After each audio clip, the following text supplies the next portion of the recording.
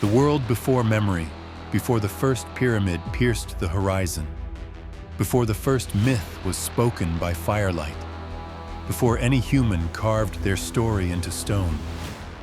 There was a world ruled not by kings, but by gods, or by those the ancients called gods.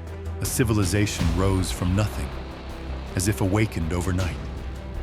The Sumerians said they did not invent their knowledge. They said it was given to them by beings who descended from the sky, beings known as the Anunnaki. Were they divine? Were they rulers? Were they myth? Or were they something far stranger, a chapter of human history buried so deep that only fragments remain? Tonight, we walk through the dust of forgotten ages to hear the oldest story humanity ever recorded. The word Anunnaki appears in some of the world's oldest writings, etched into clay over 5,000 years ago. To the Sumerians, the name meant those who came from the heavens. These were not distant celestial spirits. They were described as present, walking among humanity, guiding rulers, establishing order, bringing knowledge beyond anything humans possessed. The tablets list them as judges of destiny, keepers of cosmic law, architects of early civilization. To historians, this language is symbolic, a poetic way to describe natural forces or legendary kings. But to others, the descriptions read like memory, not metaphor. And thus, the debate begins. Thousands of tablets survive today, some cracked, some incomplete, but many shockingly detailed. They describe a race of advanced beings belonging to a heavenly assembly.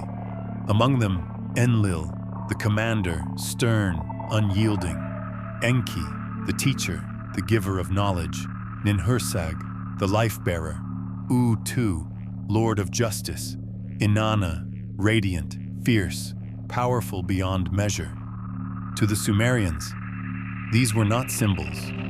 They were personified forces who shaped the world. Some scholars argue these beings represent aspects of nature. Others claim they symbolize lost ancestral leaders. But a growing number of researchers note something unusual. The descriptions are technical, detailed, systematic, and not written like fantasy. Were these stories meant to be taken literally, or were they coded teachings of a forgotten age? One of the most mysterious sequences found in the tablets describes a moment when the Anunnaki arrived. The texts speak of roaring skies, shining clouds, chariots that burned like the sun, thundering winds, a brilliance that frightened early humans. To historians, these are poetic embellishments to elevate divine presence. But to others, the language is strangely observational. Ancient humans describing something they could not understand, using the only words available to them. Was this the origin of the sky gods motif found across every ancient civilization? Or simply how early cultures imagined the divine? The truth remains ambiguous, and that ambiguity fuels the mystery. One of the most controversial tablet sequences details the creation of humanity. It describes humans shaped from clay, a substance from the earth, and mixed with the essence or blood of the gods. To mythologists, this is symbolic. To linguists, it's metaphor. To some independent researchers, the language resembles a kind of ancient genetic allegory, not because the Sumerians had modern science, but because the text describes a sudden transformation. Humans, once primitive and fragile, become builders, astronomers, mathematicians, priests, almost overnight. Civilization emerged not slowly, but explosively. Was this simply cultural evolution, a leap of intuition? Or did the ancient scribes encode a story of intervention they believed was real? Again, the answer is uncertain. The mystery deepens.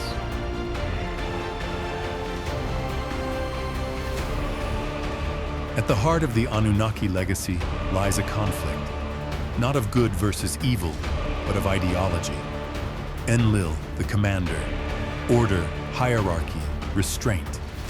He believed humanity should serve a function and remain controlled. Enki, the teacher, compassion, curiosity, rebellion. He believed humanity should be elevated, awakened, given wisdom beyond their limits. Some tablets describe Enki secretly aiding humans, teaching writing, mathematics, medicine, agriculture, astronomy. If true, this would mark the moment humans stepped from darkness into knowledge, not alone, but guided. Is this allegory? Is this myth? Or is this the echo of a very real power struggle long buried in time? Across cultures, across continents, across millennia, a single story repeats, a great flood, but the Sumerian account is among the oldest. It describes humanity multiplying, growing restless, becoming chaotic. Enlil chose judgment, a reset, but Enki, the preserver, intervened, whispering through walls of reed to a chosen survivor. The waters are coming, build a vessel, preserve life. This act of rebellion, this spark of compassion, is the reason, the tablets say, that humanity endured. Is this memory of an actual ancient catastrophe, a metaphor for renewal, or a symbolic retelling of long-lost events? No matter the answer, the story carries an ancient weight that still echoes in the myths we grew up with. Many cuneiform tablets remain untranslated. Thousands more sit in storerooms. Some were lost during war, others quietly vanished. Researchers have asked, why are certain tablets sealed? Why do so many global myths align? Why do the Sumerians describe events with such consistency across regions? No one agrees. No one knows. But the questions themselves are part of the mystery. So who were the Anunnaki? Gods, myth, astral beings, forgotten kings, travelers from another realm, or archetypes carved into the human soul? Maybe they were none of these. Maybe they were all of them. Perhaps the Sumerians were not trying to convince us of their truth, but to preserve their wonder. A reminder that somewhere between myth and memory lies a story humanity was never meant to forget. Above every Anunnaki named in the tablets, above every conflict, command, and intervention, there is one presence that does not walk among humanity. Anu. In the oldest Sumerian texts, Anu is not portrayed as a ruler who descends, but as an intelligence that oversees. He is the authority of the sky, the source from which dominion is granted, the one who defines the structure within which gods and worlds operate. Enlil commanded by his sanction. Enki taught within his permission. Even judgment and mercy unfolded inside boundaries Anu established. The tablets suggest something subtle but profound, that Earth was not an accident, that humanity was not an improvisation, and that the actions of the Anunnaki followed a hierarchy, a system, originating far above the world below. Anu does not intervene because he does not need to. Like an architect who designs a system and steps back, his influence is felt not through action, but through order. Whether Anu was understood as a god, a symbol of cosmic authority, or the distant presence of an intelligence guiding a larger design, the ancient scribes were consistent in one belief. Nothing unfolded outside his awareness. And perhaps that is the final, unsettling idea the tablets leave us with. That the greatest power in the Anunnaki story was not the one who shaped humanity or commanded the gods, but the one who stood above the entire system, watching. If this story stirred something in you, if the questions linger longer than the answers, then you are already part of the journey. Subscribe to Transcendence and Eminence. where ancient history, consciousness, and the unknown are explored without fear and without conclusions handed to you. The story doesn't end here.